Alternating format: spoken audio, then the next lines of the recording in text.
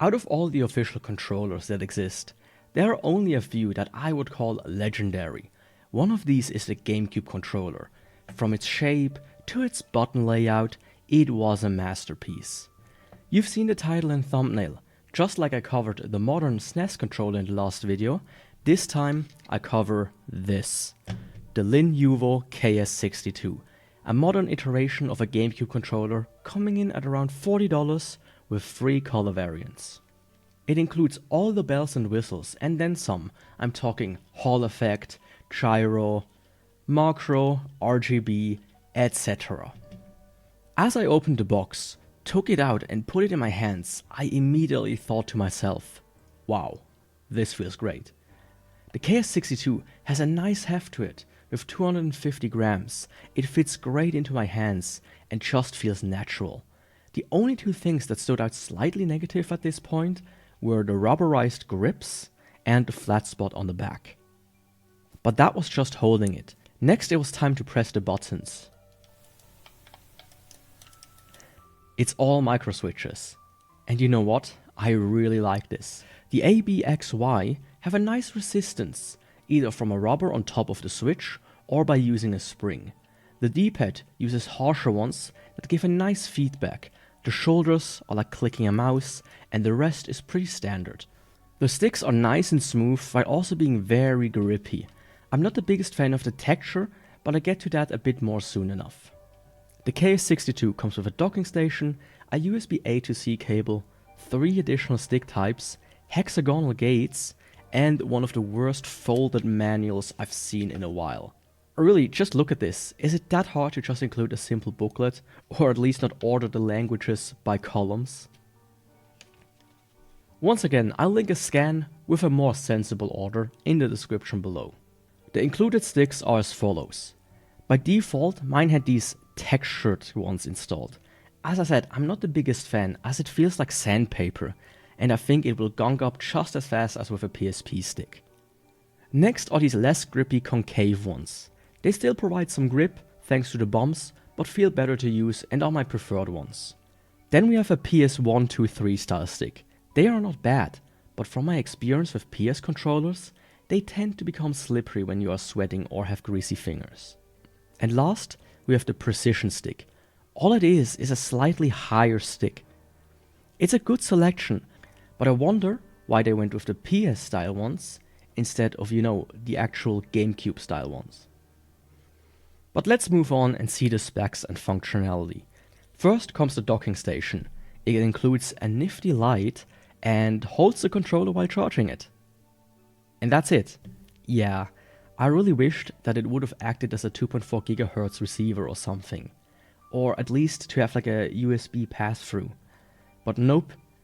This is a real shame, and I hope LinYuvo considers adding that as a feature when they make more controllers. The KS62 itself has a way more complete feature set though. It can be connected via USB-C cable or using Bluetooth. Comes with a sizable 1000 mAh battery that should keep it going for longer sessions. Uses Hall effect sticks. Includes a 6-axis somatosensory, which I think is just a weird translation for 6-axis gyro. Has adjustable vibration. Has adjustable RGB lights with multiple different modes and colors.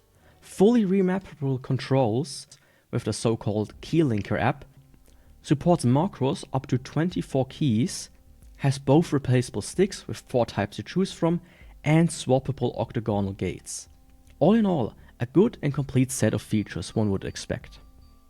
When it comes to the hardware tests, I didn't know what to expect, since the controller uses micro switches, which no controller I owned before had. After the tests though, I can say that I like micro switches a lot. Getting to the actuation force. The big A button takes a force of 130 grams, while the smaller B, X and Y button take 125. This is fairly consistent and similar to some other controllers. The D-pad takes 240 for the up and left direction, while down and right take 220 grams. It's fairly consistent and I wasn't able to feel a difference between the two. The plus and minus takes 170 grams each, making them fairly normal, and the same goes for the L3 and R3. Left needs 740 and the right 790 grams of force, which aligns well with other sticks. The sticks are smooth, have no obvious dead zones, and have an average circularity error rate of 0.3%. But it's either them or the switchable gates that almost get stuck on something. In real use you can't really feel it, but you can definitely hear it, especially on the left one. I will demonstrate this in a bit in the upcoming sound test. Before that, I want to quickly also talk about swapping out the sticks and gates. Pulling the sticks off takes way too much force, to the point where it seems like I'm doing something wrong.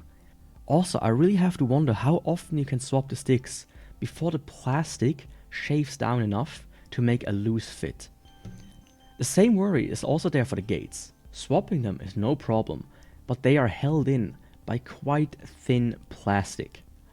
If I would make a controller like this, I would probably use magnetic face plates with guide pins. But now let's get to the sound test.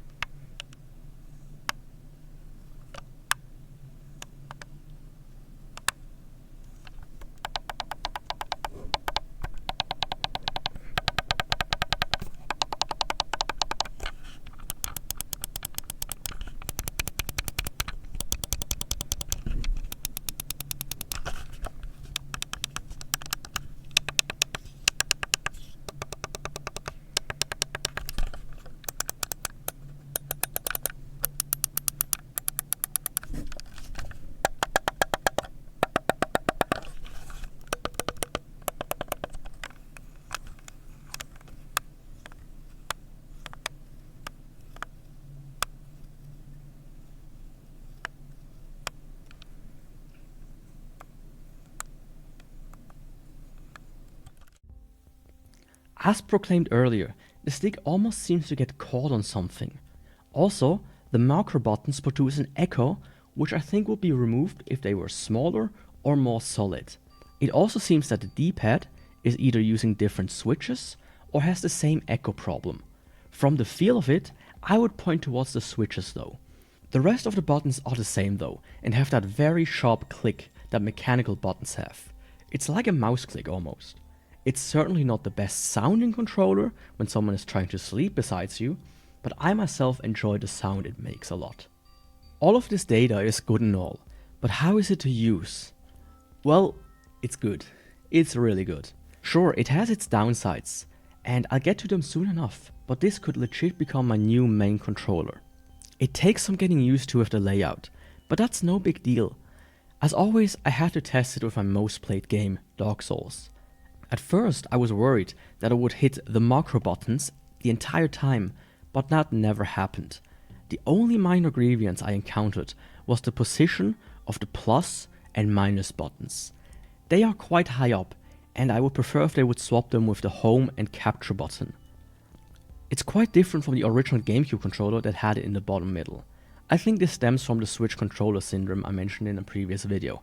It dictates that the plus and minus always needs to be on top, no matter what.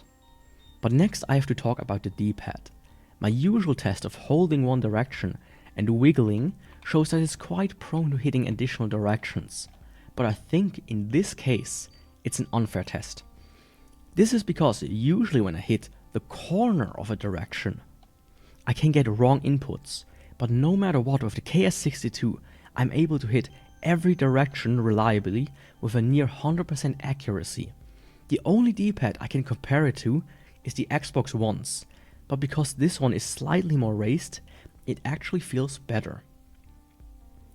Speaking of raised, when you look at the original Gamecube controller, you'll see that the buttons surrounding the A button are actually raised to the same level. It's a small thing, but it feels slightly better this way. And while I'm comparing it to the Gamecube controller, there's one big difference that might be a deal breaker for you. The Gamecube was very proud of its analog triggers that bottom out only for you to be able to press even further to almost have a separate button press. This is missing on the KS62. Just like the rest of the button, it's either on or off. Because of that, I think it's not even the best option for Gamecube emulation. I just got done editing and noticed that I didn't test the macros.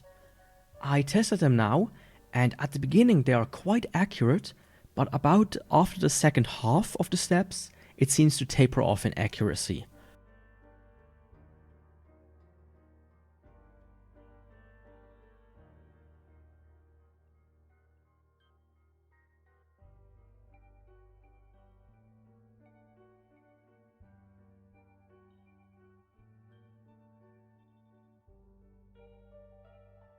Also, from my testing, it seems that it can't do 24 steps, but only 22 steps, and when I then replay them, it only replays 21 steps. So that's something to keep in mind.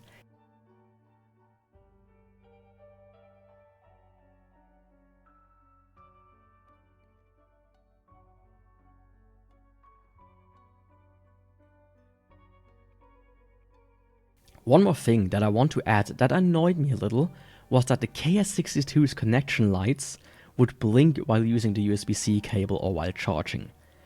This was worse because it uses blue LED lights for its connection lights.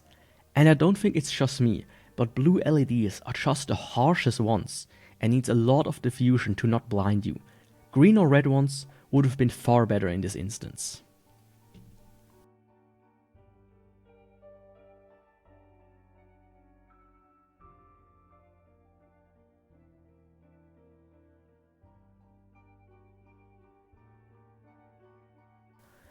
The KS62 is honestly a rough gem in the controller market, and I hope LinYuvo stays on top of it and fixes some of my problems with it. Make the base act as a 2.4 GHz receiver, switch the connection light LEDs to a different color like green, and fix the weird sounds the stick makes. As I said earlier though, the KS62 could very well become my new main controller, replacing the SN30 Pro, and it's an impressive showing from LinYuvo, which I have never heard of before. That's all I can really say, and if you want one for yourself, you can find links to it in the description. And if there are any other controllers or devices you want me to take a look at, then post them in the comments.